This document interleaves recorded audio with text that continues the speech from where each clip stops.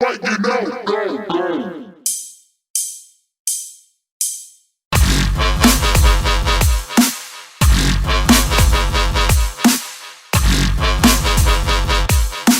What is going on, Belly Up Sports fam? It is midweek midterm, which means it's your favorite history teacher, Mr. Parker Ainsworth, here with our intern, recent, we can officially say college graduate. I guess the ceremony is not for a couple months, but Chris Sliwa. Chris, how we doing? I'm doing good. Yeah, you nailed it on the hammer. I technically am graduated with college. It's just the ceremony itself isn't going to happen for 5 months, but no more classes. It's just work for the rest of my life. So what I'm hearing is that if you get 5 months, that's kind of like the longest version of senior week possible, right? Like that. Yeah, pretty much. Except my 5 months of senior week is just going to be me putting in 30, 40 hours a week at a restaurant. So it is what it is. The necessary restaurant work between now and then. I feel like everyone's got something like that restaurant job on their resume from way back. So you'll fit in fine, is all I'm trying to say there. College kids and restaurant works go hand in hand. Completely. Can I at least ask, is it like a good restaurant? Do you get food out of this gig? Yeah, it's a pretty good restaurant, pretty popular restaurant in the Northeast. It's called Legal Seafoods. There's a bunch of them all in Boston and Massachusetts and New England. Pretty popular, very good food. Highly recommend if you're ever in the Northeast region. Gotcha. We might talk a little bit about the Northeast region, but tonight's midterm, brought to you by MyBookie, is going to focus on, bluntly, the South, and not because I'm from there, but because that's where college football is these days. MyBookie has the best odds and prop bets for all of your betting needs this weekend. You can start by doubling your deposit all the way up to $1,000 using promo code FINSPORTS. That's double your deposit, double your funds, and double the excitement for the college football championship game this Monday night. Actually, I was about to say Sunday, but this Monday night. Don't miss out. Double your first deposit up to $1,000 using promo code FINSPORTS. Head to MyBookie today. Place your bets, hit your fill your pockets, and watch this big title game. Bet anything, anytime, anywhere with MyBookie. So, Chris, you are a college graduate. I'm going to say it even if you haven't had the ceremony yet. And these kids there are, I guess, like graduates walking around the field, but these college kids on Monday are playing in like the biggest game of the year. And I got to be honest, I kind of thought it was a foregone conclusion, or that the outcome was. And then I started doing some research, and it looks like our folks at MyBookie might disagree. They've got the line at Georgia -2. They've got the over-under set at 52. And I got a number of different things here, but the thesis for this midterm is that Georgia will win the college football championship by 2 or more points. You hear that and you think, what letter grade? You caught me off guard when you said they were -2.5, or -2 or -2.5. You caught me off guard when you said that. So I am going to give it a B-. Interesting, because I think I'm going to flunk this one. I don't think Georgia wins the game. So let's break it down. All right, Chris, you have a lot more faith in the Georgia Bulldogs than I do. And frankly, you just got done with college, and so you're probably more versed in college things than I am. Tell us what's going on with Georgia. What's your thought there? So I know when they first played in the SEC championship a month and a half ago or so, that Georgia just played their absolute worst game of the season. Alabama absolutely embarrassed what was supposed to be like one of the best college defenses ever. But truthfully, like just strictly based off of that game, based off of them getting embarrassed by Alabama, I just think they're going to have something to prove, and they're going to surprise people and end up winning this game, because it happened a couple of years ago as well. I believe Georgia won the SEC championship 2 or 3 years ago, and then there was the rematch with Alabama in the national championship, and then Alabama won on that miraculous play, the game that put Tua on the map. And so I don't know, I just have a weird feeling that just because Alabama already won once this season, Georgia's going to be out looking for revenge, and then they're just going to find a way to take it home. Well, and I will say that while I obviously think that it seems like a foregone conclusion, it is worth pointing out it's hard to beat a team twice, and that this literal matchup is like the example of that a couple years back. Tua, I believe, I'm double checking myself. I believe the touchdown was to Devontae Smith, right? Yeah. Across the back of the end zone or back corner of the end zone. Lefty comes in at halftime for Jalen Hurts, leads to the spiral of all of the Alabama quarterbacks that we now know as pros. And that's a fair point. I will say if I'm looking at if like Crystal Ball comes back and it's like actually Georgia wins this game, I don't see it being on some big crazy touchdown pass by a backup quarterback. I mean, I guess Stetson Bennett could get replaced, but this has to be because of the defense, right? You mentioned the historic defense that got shown up in the first meeting. What do you see out of them the second time? I think the defense is going to kind of do what they did to Michigan in the semifinals. Not that they're going to blow Alabama out, but I think it's really going to be probably a low-scoring game, and that the Georgia defense is going to come out and do some great things. Michigan had a great season by their standards, and Georgia just absolutely embarrassed them, made them look worse than Cincinnati, a group of 5 team did.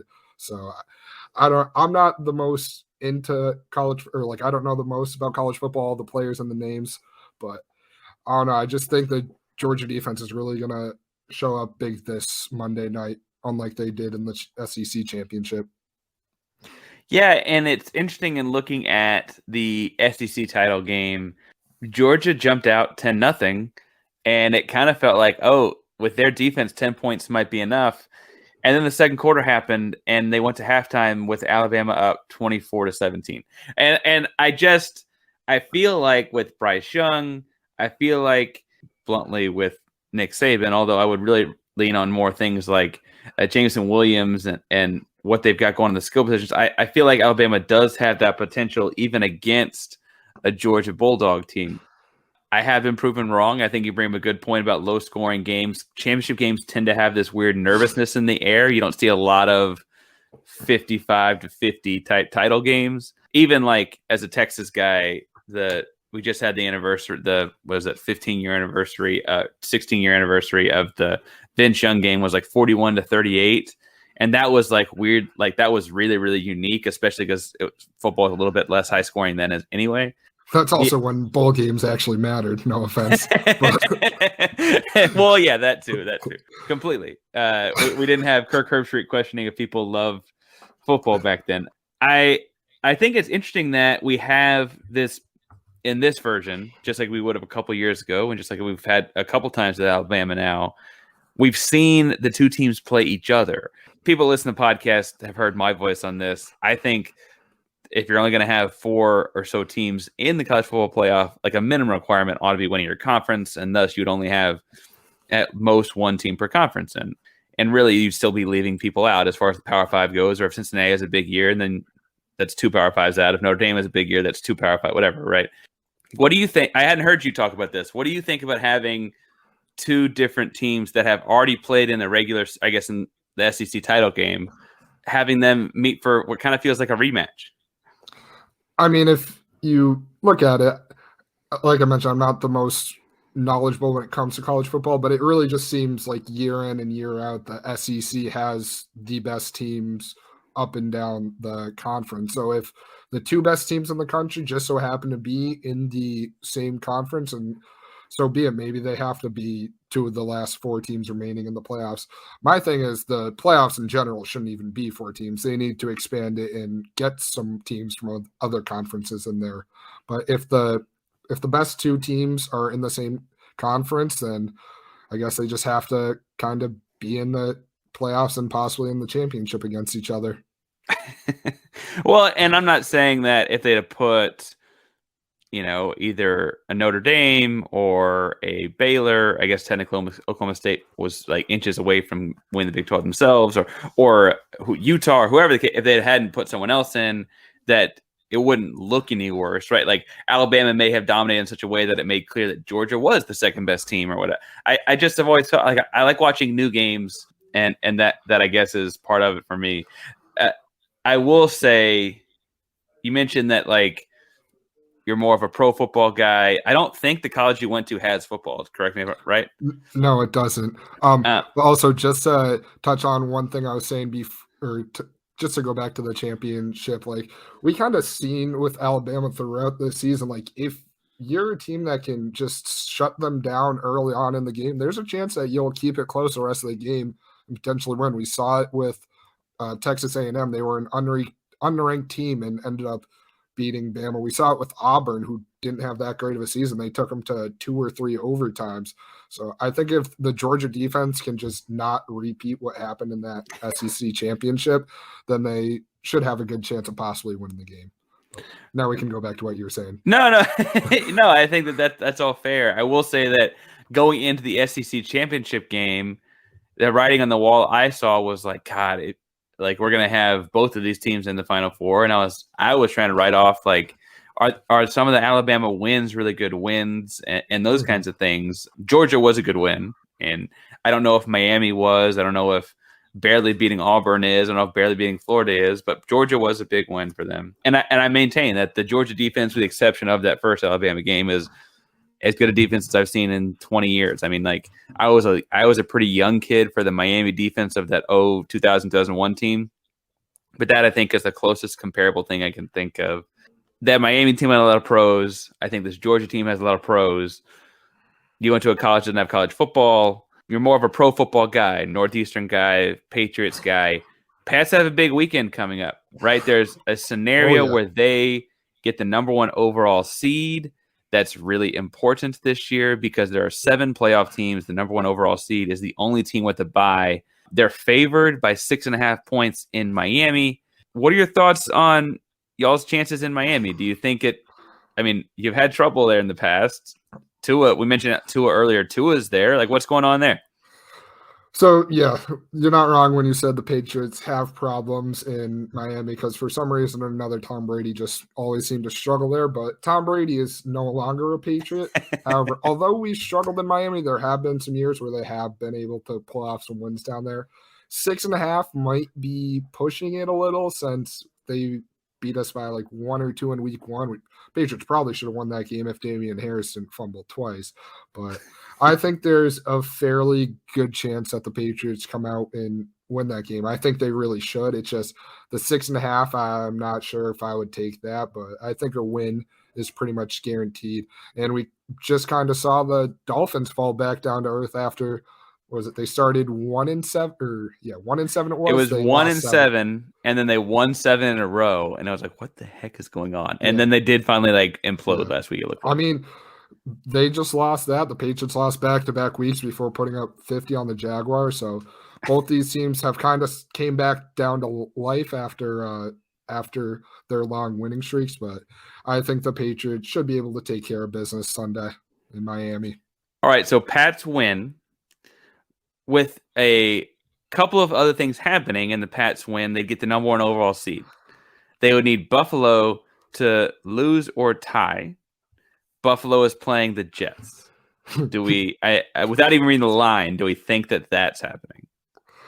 I'll give the Jets 20% chance. I mean, they almost beat Tom Brady the other day in New York. So that was shocking to see. That almost happened, but I'll give the Jets a slight chance. But I mean, I'm expecting the Bills to be AFC East champions again. The Bills are favored by 16 points, so I guess the Jets could cover, but that's a lot. That's a lot. The other things they would need are a Kansas City win.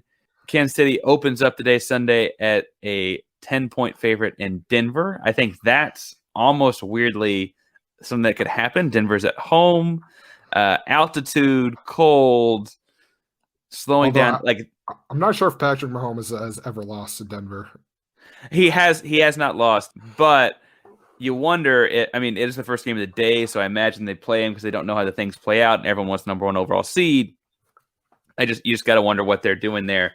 I feel like that feels more secure to me. If you're telling me one of these things happens, then the Jets won, but they would need that to happen. The other one they would need is then they would need Tennessee to lose to Houston. Tennessee is a 10.5-point favorite, even though the game is in Houston, and we're recording on a Wednesday night. Derrick Henry, I guess, was activated today off of the IR. I don't know if he'll play this game. No way he plays. I don't know why you'd play him this game, but for the playoffs, that's pretty good news for Tennessee fans. My real question is, Chris, how did this happen where the 3 teams you need to lose are playing the worst 3 teams in the NFL? I wouldn't put the Broncos in the category of the Jets and Texans. The Broncos have had some impressive wins somehow, but they've also lost to some bad teams. So, but yeah, it's not looking good for the Patriots to be the number one seed. But I mean, I've had plenty of years in my 23 years of existence where the Patriots are the number one seed. So we're back in the playoffs. That's all that matters. If we can just string together a couple more wins, we'll be 7-time Super Bowl champions, and the rest of the NFL will be miserable. That's all we do The now. rest of the NFL would be miserable. Like, if the deal after the divorce of Brady and the Patriots, if Brady won the next year and the Patriots won 2 years later, I think everyone would shoot themselves in the face. I don't think NFL fans more broadly. I mean, Patriots fans would love it. They got to see Tom win another one. They got to, or whatever. I'm sure you'd all enjoy it. The rest of us would be freaking miserable. I feel like we didn't record a midterm over the break, over the holiday break, and we didn't talk much about John Madden. The Las Vegas Raiders will close out the regular season against the Chargers in what is, the most meaningful game in many ways on Sunday. It's winning you're in, right? And the line for that one currently is a 3-point favorite in in LA. I guess they're Las Vegas and LA now, in the Chargers' favor. Justin Herbert's kind of had an up and down season. I would argue Derek Carr has, although I got in an argument on Twitter the other day with someone about that. So maybe some people don't think Derek Carr has, but I think Derek Carr's had an up and down season as well. The game is in Vegas, where the Chargers are a 3-point favorite. How do you see that one shaking out? Because that one directly impacts who's in. I'm actually going to take the Raiders to win that game. I think whenever you're an underdog at home, that just smells like an upset. But also, the Raiders have had some impressive wins this season. They just had a good one the other day, although I'm drawing a blank as to who it was against. I forget. They had a good one the other day. They had a nice comeback win a couple weeks ago against the Browns. They've had some close games, and obviously they've just been through everything this year with all their controversy and drama going on. But I think the Raiders will end up pulling this out and getting to the playoffs. Derek Carr has had an up and down career, up and down seasons, but there was a point where he was once an MVP candidate, and who knows, maybe he shows flashes of that this Sunday against the Chargers. Well, you mentioned all of the Gruden stuff. We've broken that down at various points of the podcast. Like I said, go back and check the catalog. You can talk about, the Ruggs DUI situation, right? That was an awful moment, and that impacted their season. I mean, in a purely X's and O's sense, they lost one of their biggest, baddest playmakers. They've had injuries, they've had this, they've had that. I would argue the John Madden thing also impacted them directly in a way that doesn't impact other teams because of his coaching career there. Obviously, like, Madden's name is bigger than just his coaching career, but like that's directly tied to them as well. And then somehow they've won 3 in a row. And if they beat the Chargers on Sunday, they're in. They're at home. Derek Carr has played a lot more football than Justin Herbert has. I'm kind of like you. I feel like this is the thing that might really happen, and I don't understand how. I'm like, if you'd have told me back when they were 5-5, they played Dallas. Was that Thanksgiving Day? Yeah, Thanksgiving Day was the Dallas game. 5-5 heading into Dallas with all the craziness that had happened in Vegas. I'm like, there is no way that they're in. They're going to lose the rest of their games. They end up beating Dallas in overtime.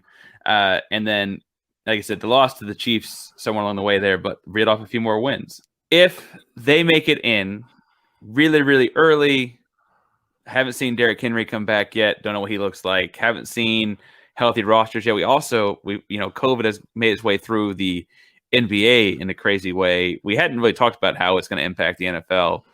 Bold prediction. I know you're a Pats fan. Are they a favorite of yours to win the Super Bowl? They've got the best coach left, right? But are they who you're picking, or who are you picking to come out of this thing without knowing the seeding yet? If you asked me this a month ago, I probably would have had a lot more confidence in the Patriots winning the AFC and possibly winning the Super Bowl. But after what happened in those losses to the Bills and the Colts, that's kind of a little tough. But This is tough. I know we've been talking a lot of AFC, but I'm going to switch over for my bold prediction. I'm going to go with the NFC. I guess it's not that bold, but the way Matt Stafford has been playing, it kind of is. I think the Rams still have a chance to make the Super Bowl because I like their chances to win it all coming into this year, and I still like their chances. If Matt Stafford can just stop playing as he has in the past couple of weeks, I think they still have a very good chance to make it to the Super Bowl, especially with it being in LA. I think they have an extra motivation once it comes to playoff time. Well, it's interesting because the only team to ever, I mean, you're a Brady guy, the only team to have ever won in their hometown was Tampa last year. And I weirdly only time they ever play in their own stadium too. Yeah.